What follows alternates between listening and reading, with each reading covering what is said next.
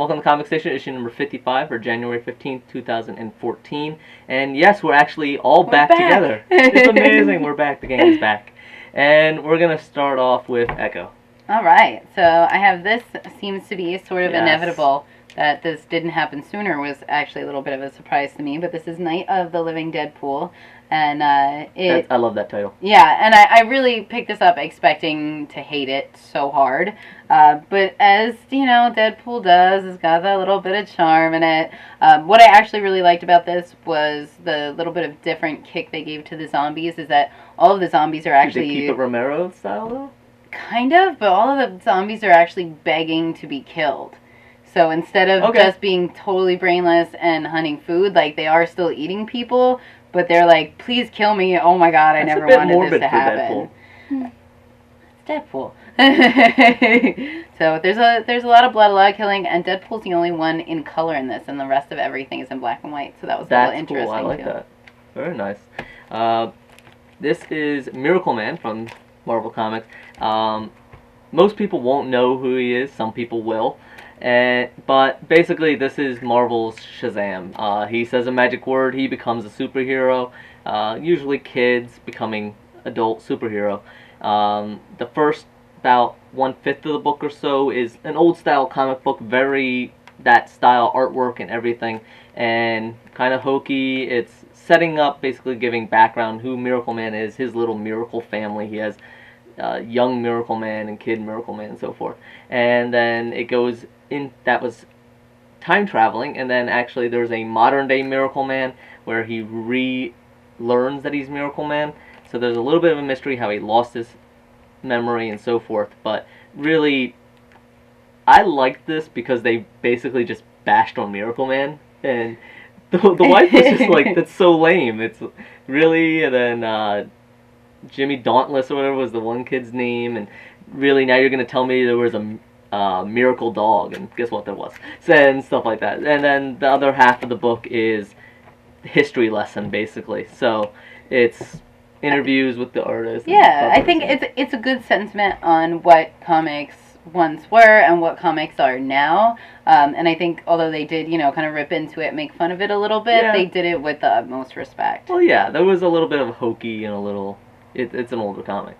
But this does have a parental advisory for strong language and content. I didn't really see it, other than there was one with a rear end, but that's the only image I can think of that was... So, I think a little too strong, but maybe that's an indication of where the title is going, not so much where it is. Cool. I have Revolutionary War Dark Angel. She's filling her father's debts. Her father died, so she has to take on his debts, and his debts were apparently to punish demons, I'm assuming. People who have done... I'm assuming the devil, because she does seem to have like some sort of run-in with the devil, although I think he has like a different name. Alright, so it's one of those stories. She has to pay back some debts, and she kind of has a similar scene to what you're talking about, where she has to kill a bunch of souls that got put into mechanical bodies, and they are asking her to kill them. So she does. And looks interesting. How's the artwork and everything? I actually really like the art in this. It's Mark Brooks, one of my favorite artists, who does Arana. Alright, well, next, this is number 3, but of course I am definitely following this series. It's Amazing X-Men with The Beast Unleashed. Of course, we love Hank, and of course I love this too because there is Nightcrawler and Azazel in here. Nice. The battle scenes, the artwork in this is phenomenal. The story writing in it is great. It's exciting. It's entertaining. It's everything that I want it to be every time I pick this comic up.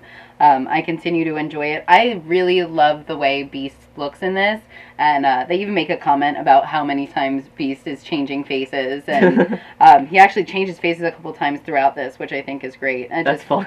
There is nothing bad that I can say about this. Does it go to the more cat face? And it does. It has that like more lion face and the more ape face. It's fantastic. I think that this is of all the different X-Men things that are going on right now. This I've picked up and enjoyed the most. Very cool.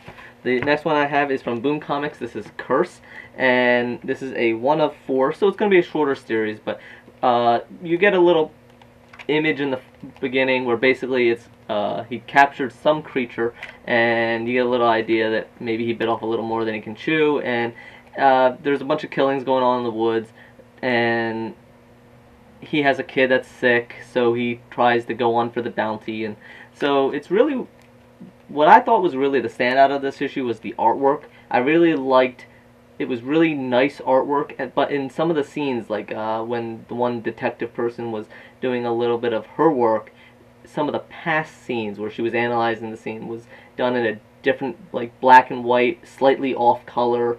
There was a little bit of splash of color where the blood was and stuff like that. I thought the artwork was really well done everywhere, just to transition between one character to the other's point of view.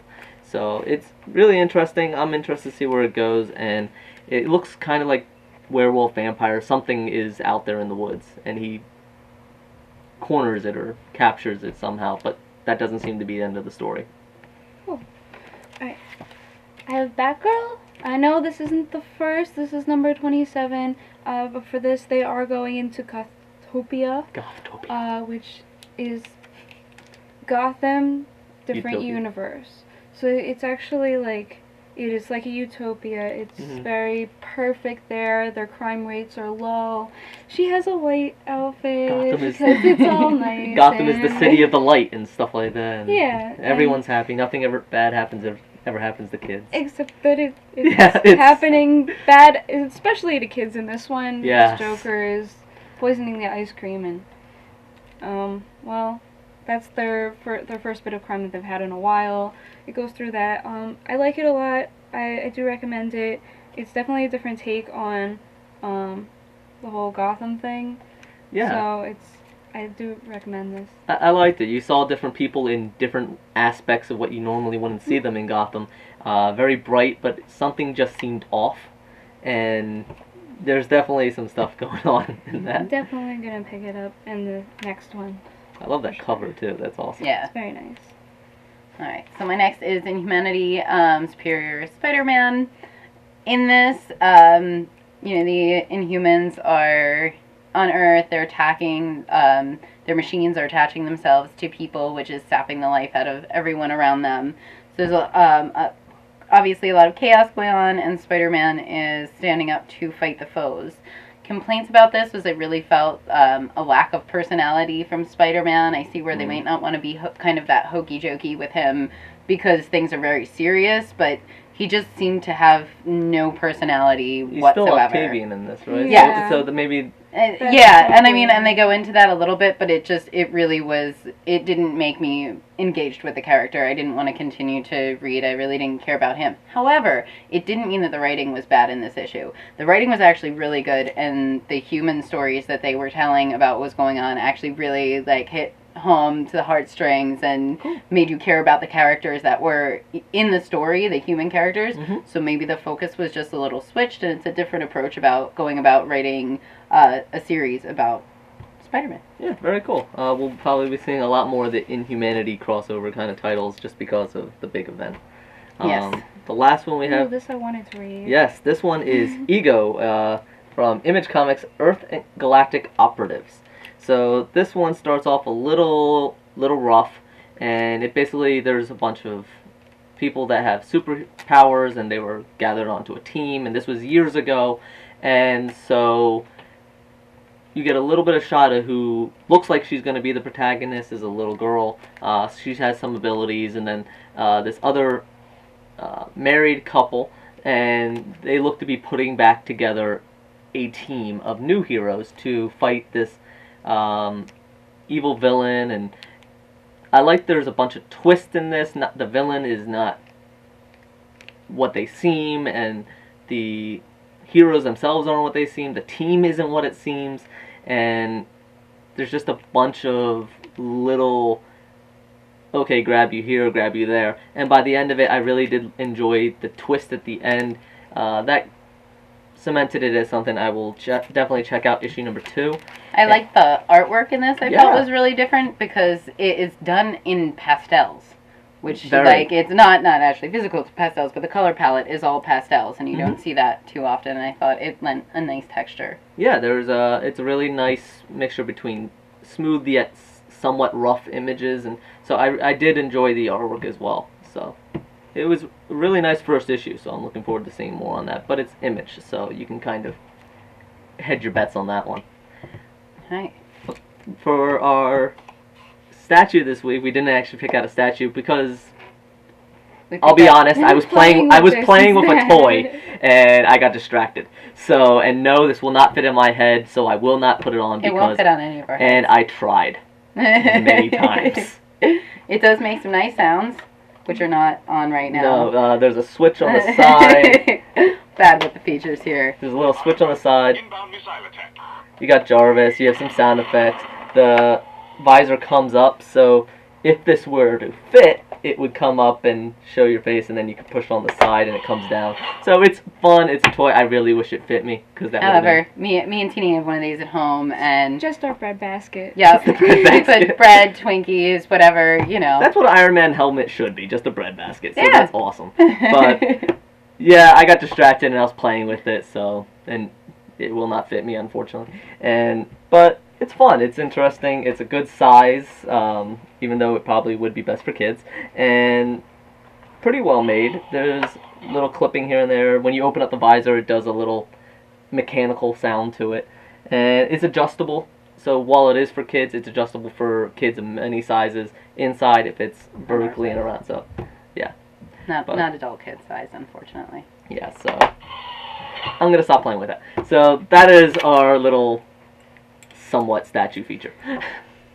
And for our reviews this week, we're actually not going to go over the reviews. We will mention, however, that Shaolin Cowboy #4 and Kiss Me Satan #5 are up on fronttowardgamer.com, both written by Lito, and if you've been following those series, you'll want to read this because it takes a little veering on both of those titles.